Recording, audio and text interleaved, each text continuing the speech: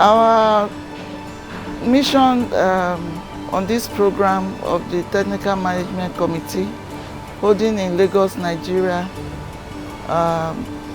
between the periods of 13th to 16th June 2023 was aimed to validate 58 draft standards on textiles and garment value chain that had been harmonized by member states who are also members of the Technical Committee 08 on textiles and garment value chain. And so the purpose is for the committee to validate the adequacy and relevance of this project that the Technical Committee has been executing or working on in the past 2 years. And I'm pleased to announce that indeed the 4 days that we've been here has been very tasking and also a good effort in trying to convince the members that the necessary work was done to ensure that those standards are accepted to support trade, industry and investment in the region. You see, when it comes to trade, whether in the region or in the global markets, agreement is very, very essential. It is the standards that are able to convince buyers and the consumers and other interested parties on the convictions to patronize or purchase products based on the properties of the standards that has established that both parties will be happy with whatever it is, business or contracts that they enter into without any room for disputes. So the standards are very, very essential to promote trade, to promote agreement, remove discord, remove social disorganization, and other benefits that come from using standards. So that the ECOWAS region are coming together as a group to harmonize all the 15 sets of standards for a particular product into one acceptable standards in the region is a milestone and a very, very commendable effort, and it's something that should be sustained within the region. The beauty about standards is they are not deployed by governments. They are documents that are the property of the citizens, businesses who are involved in trade, industry and investment. So the responsibility of the members who are involved in the technical aspect of the standards development is now to take back those standards back to their home countries and nationalize them and ensure that they are judiciously used by the stakeholders who have to now deploy them into all their trade, investments and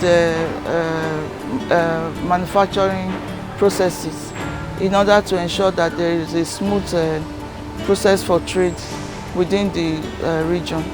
I would like to firstly commend the ECOWAS Commission for their efforts in promoting harmonization of standards in the region.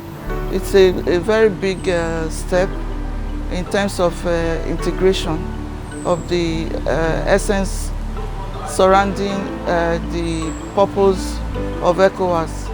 Also, we appreciate the partners, EU and UNIDO, who have given so much commitment and inputs into the standardization process.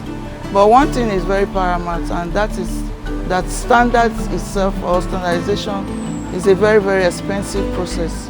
And it is not a burden that can be left alone for the national standards bodies to handle. All hands must be on deck to ensure that budgetary provisions are made in its form to be able to cover the scope of activities that are involved in standards getting to the shelf for stakeholders to have access to them. And Sustainable budgets are very, very key to run the processes, the meetings, the validations, the consultations that are involved in ensuring that stakeholders are able to buy into the process, appreciate it, and then have a readiness to use it.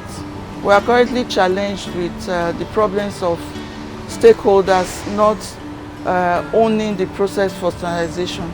And all of this involves creating more awareness, sensitizing them on the benefits of standards and how it's going to sustain their businesses as they get involved in the standardization process.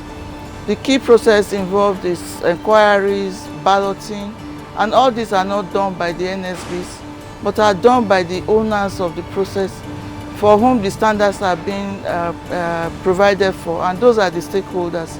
So if we don't carry them along, there is no way that those standards will get harmonized or validated for use by the various stakeholders who are the target for those standards.